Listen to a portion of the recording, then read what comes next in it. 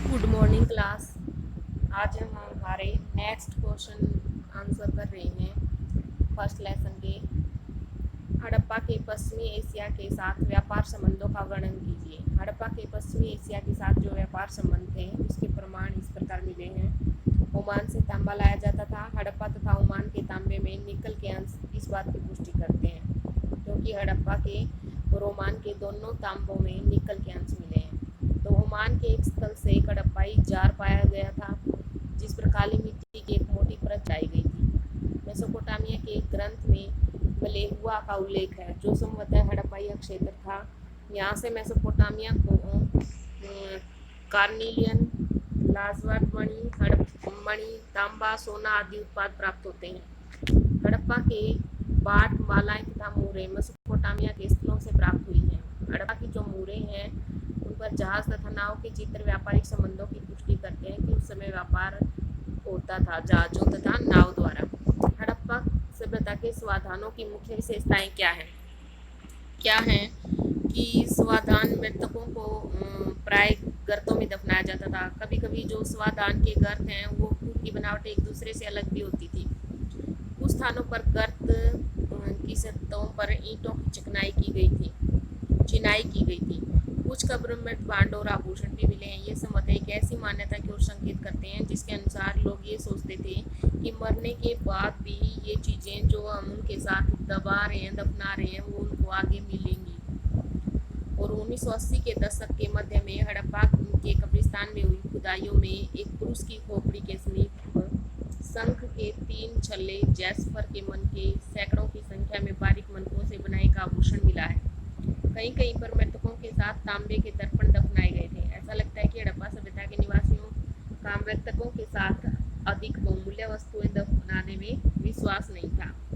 पूरा वस्तुएं हड़प्पा काल की जो सामाजिक विभिन्नताएं हैं उनके अंतर को पहचानने में किस प्रकार सहायक होती हैं। पूरा वस्तुओं का अध्ययन हड़प्पा कालीन सामाजिक भिन्नताओं को पहचान का एक अच्छा तरीका है क्योंकि इन वस्तुओं को मोटे तौर पर उपयोगी और विलास की वस्तुओं में वर्गीकृत किया जाता है। पहले वर्ग में उपयोगी वस्तुएं आती हैं। इन्हें पत्थर अथवा मिट्टी आदि साधारण पदार्थों से आसानी से बनाया जा सकता है। इनमें चक्कियाँ, मृद भांड, सुई, जावा आदि थी। ये वस्तुएं प्राय सभी बस्तियों में पाई गई हैं। उन वस्तुओं को कीमती मानते हैं जो दुर्लभ और कहीं कहीं मिलती हैं। इस दृष्टि से फायांस के छोटे पात्र कीमती माने जाते हैं क्योंकि इन्हें बनाना कठिन था। जिन बस्तियों में ऐसी कीमती वस्तुएं मिली हैं वहाँ के समाज का स्तर अपेक्षाकृत ऊंचा होगा ऐसा माना जाता है। हड़प्पा सभ्यता का अंत किस प्रकार हुआ? कई कारण माने जाते हैं। बदलाव सभ्यता की विशिष्ट वस्तुएं जैसे कि बाट, मोहरे, विशिष्ट मनके समाप्त हो गए।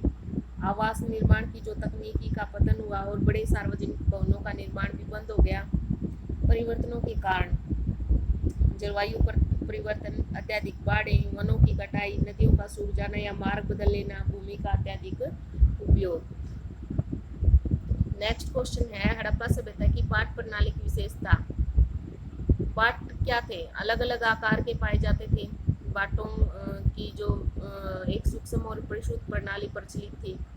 चटर नामक पत्थर से बनाए जाते थे। ये ज़्यादातर घनाकार होते थे, क्यूबिक जिसको बोला जा सकता है। और इन पर कई तरह के निशान भी होते थे और निशान से रहित भी होते थे। कई तरह के निशान नहीं होते थे, ये निशान से रहित होते थे। बाटों के निचले मानदंड द्विधारी जैसे 2, 4, 8, 16, 32 इत्यादि 12,800 तक थे, जबकि ऊपरी मानदंड दशमलव प्रणाली के अनुसार थे। और छोटे बाटों का प्रयोग संभवतः आभूषण तथा मन के तोड़ने के लिए किया जाता था। धातु से बने तराजू के पलड़े भी मिले हैं। नेक्स्ट क्वेश्चन है पुरातत्वविदों द्वारा हड़प्पा सभ्यता की केंद्रीय सत्ता के विषय में दिए गए विचारों का वर्णन कीजिए। पुरातत्वविदों ने मोहनजोदड़ो में मिले एक विशाल भवन को एक प्रासाद की संज्ञा दी, यानी कि महल की संज्ञा दी है, परंतु इससे संबंधित कोई भव्य वस्तु नहीं मिली है वहाँ महल था। इसी प्रकार पत्थर की एक मूर्ति को पुरोहित राजा कहा गया है। ऐसा इसलिए है क्योंकि पुरातत्वविदों को मेसोपोटामिया के इतिहास तथा वहाँ के पुरोहित राजाओं के बारे में जानकारी थी। यही समानताएं उन्हें सिंधु क्षेत्र में भी ढूंढी और मूर्ति को पुरोहित राजा का नाम दे दिया। यह राजा संभवतः अनुष्ठानिक प्रथाओं से जुड़ा था। परंतु हड़प्पा सभ्यता की अनुष्ठानिक प्रथाएं अभी तक ठीक ढंग से नहीं समझी जा सकती थी। न ही यह जानने के साधन उपलब्ध हैं कि क्या जो लोग ये अनुष्ठान करते हैं उन्हीं के पास राजनीतिक सत्ता होती है। कुछ पुरातात्विदों का मत है कि हड़प्पाई समाज में शासक नहीं थे और उन्हें सभी की सामाजिक स्थिति एक समान थी, और कुछ अन्य पुरातात्विदों का ये मानना है कि हड़प्पा सभ्यता में कोई एक नहीं बल्कि कई शासक थे। उनके अनुसार मोहनजोदड़ो हड़प्पा के अपने अपने अलग अलग राजा होते थे। कुछ और विद्वान यह तर्क देते हैं कि यह एक ही राज्य था। यह बात पुरावस्तुओं में समानताएं, नियोजित बस्तियों, ईंटों के आकार से निश्चित अनुपात, बस्तियों के कच्चे माल के स्रोतों के समीप संस्थापित होने से स्पष्ट है। मोहनजोदड़ो के दुर्ग से प्राप्त सबसे अनूठी संरचना कौन सी है? इसकी मुख्य विशेषताओं का वर्णन कीजिए।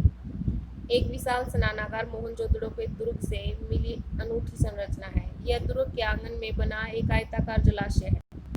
इसके चारों ओर एक गलियारा है और जलाशय के तल तक जाने के लिए उसके ऊपरी तथा दक्षिणी भाग में 2 सीढ़ियां बनी हुई हैं। जलाशय के किनारों पर ईंटों को जमाकर तथा जिप्सम के गारे के प्रयोग से इसे जलबद्ध किया गया है और इन तीनों ओर कक्ष बने हुए हैं। इनके एक कक्ष में एक बड़ा कुआं है।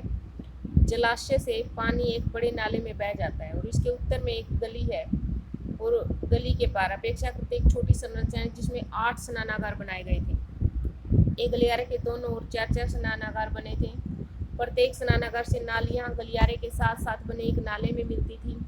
विद्वानों का ये कहना था कि विशाल स्नानागार से इस बात का संकेत मिलता है कि इसका प्रयोग किसी विशेष अनुष्ठान के लिए किया जाता है, क्योंकि इतने सारे वहाँ स्नानागार बनाए गए थे इसलिए। सो स्टूडेंट्स, आप अपनी तैयारी साथ साथ करते रहिएगा। ये रिवीजन आपके टेस्टों के लिए ही चल रही है, आप ध्यान से देखते रहिएगा।